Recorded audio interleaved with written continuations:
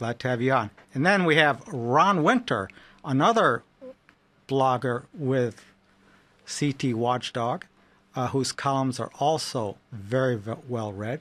He is the only columnist who focuses on elderly issues that I'm aware of.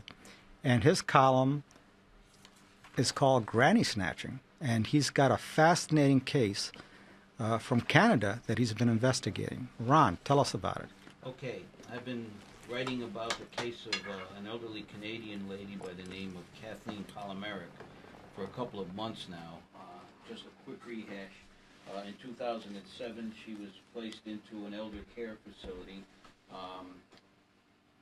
After she was there and was treated for the ailment that she had at the time, her daughter and she and the lawyer sat down and granted legal custody, guardianship of her mother. Not quite guardianship, but at any rate, she was released from the facility into her daughter's care. 3 days later, they thought they were going to have a reconciliation dinner with some of Mrs. Palomeric's other children, and as they waited in the condo in Victoria, owned by her daughter Lois Sampson, a knock at the door revealed not her family, but instead a squad of police, ambulance attendants, health authority officials, and they literally took this little lady, and I mean little, she's about 5 feet tall. I've met her, spent time with her, spoken with her at length. She's just a little sprite, very energetic. Her only problem that I could see in my time with her and I've ever heard is that she has some short-term memory issues. Other than that, she's fine. But these people, these big hulking cops, came in like a SWAT team, dragged her out of her apartment. And why did they do that? The Canadian Health Authority enables them to do it under a Mental Health Act. They claim they got a psychiatrist from the facility to claim that this little old lady was a danger to herself and society. They put her into an ambulance, took her off to a mental hospital, and 3 days later revised the document that enabled them to take her and said, well, maybe she isn't a danger to herself and society, but she ought to be kept watch on anyway, so they've kept her there for the last 3 years. But there's another party. In other words, you're having a fight over this woman. Well, they didn't have a fight over it at first. They thought it was all taken care of. It was simple fact was her daughter didn't think she needed to be. Well, it's not the family against the government, is it? There is an element of family versus family. Right. Okay. Now the brothers apparently want the woman kept in the facility. They want so Kathleen Palomeric there.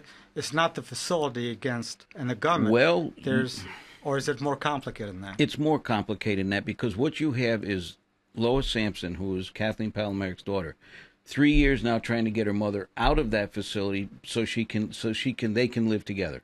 Right. The facility is opposing it. Other members of her family are opposing it, and the government is opposing it. They have taken it to trial. And their motivation is?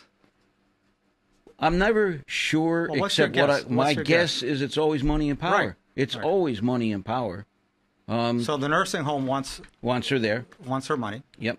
The other side of the family wants her money. How much money does she have?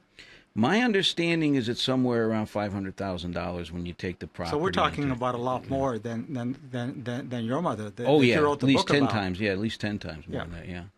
But anyway, they went to trial. The trial finished up in February, 8 weeks ago now. There still has not been a ruling by the judge. I read the summation from the lawyer who represented Lois Sampson, and he was very thorough. And as you recall, George, I spent a lot of time covering courts here in Connecticut. Oh, sure.